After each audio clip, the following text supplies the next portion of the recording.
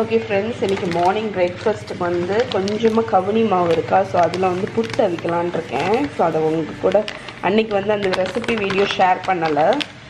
So நிறைய பேர் வந்து எப்படி பண்ணுவீங்க அப்படின்னு கேட்டீங்க. அதனால் உங்களுக்கு செஞ்சு காமிச்சிடலான்னு. ஸோ இப்படி தான் கிடைக்கும் உங்களுக்கு கவுனி மாவு அப்படின்னு. ஓகே, ஸோ இதை வந்து நான் ஒரு பவுலில் எடுத்திருக்கேன். இதுக்கு நான் எக்ஸ்ட்ராவாக இதில் வேறு எதுவுமே போட மாட்டேன். கொஞ்சமாக உப்பு போட்டுக்கோங்க, தேவையான அளவு உப்பு.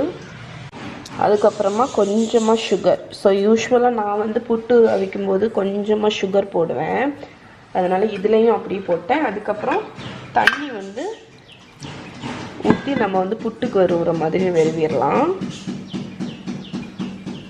ஸோ இந்த மாதிரி ரப் பண்ணி வருவங்க உங்களுக்கு எல்லா மாவுமே ஈரம் வந்து படணும்.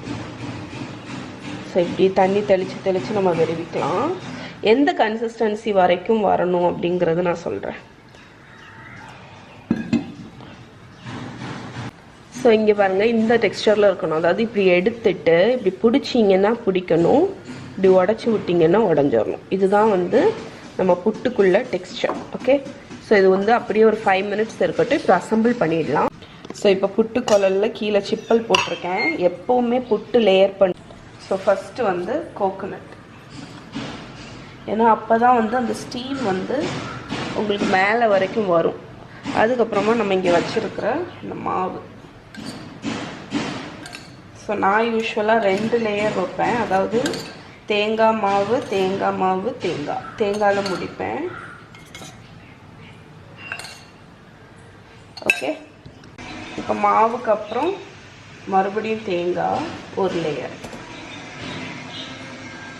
அதுக்கப்புறம் திருப்பி நம்மளோட கவுனி மாவு, அது வந்து மேலே வர்ற வரைக்கும் ஆட் பண்ணிடலாம். இப்போ ஃபைனலாக மேலே வந்து தேங்காய்.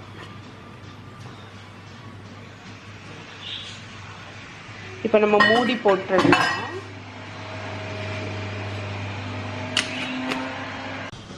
ஓகே, இப்போ நம்ம வந்து இந்த ஸ்டீமரை இதில் வச்சுட்டு இந்த மேலே இருக்கக்கூடிய ஓட்டை இருக்குல்ல, இது வழியாக வந்து ஸ்டீம் வெளியே வரும். அந்த ஸ்டேஜ் வரைக்கும் நம்ம அவிச்சு எடுத்துடலாம். அது எப்படியும் ஒரு 10-12 மினிட்ஸ் ஆகும். இந்த ஸ்டீமில் புகை வரும். அதே மாதிரி நீங்கள் இதை திறந்து பார்த்தீங்கன்னா தேங்காய் வந்து நல்லா ஹாட் ஆகி நல்லா வெந்து இருக்கிற மாதிரி தெரியும். அந்த டைமில் நம்ம புட்டு வந்து வெந்துடுச்சுன்னு அர்த்தம். இப்போ நம்மளோட புட்டு நல்லா அவிஞ்சிடுச்சு. இப்போ பின்னாடி வந்து ஒரு இதை வச்சு நீங்கள் புஷ் பண்ணிங்கன்னா நம்மளோட கவுனி புட்டு ரெடி. ஸோ ஒரு கவுனி அரிசி வந்து நம்ம உடம்புக்கு அவ்வளோ நல்லது. ஸோ அது வந்து நம்ம யூஸ்வலாக கவுனி அரிசியை வச்சு ஒரு ஸ்வீட் பண்ணி சாப்பிடுவாங்க.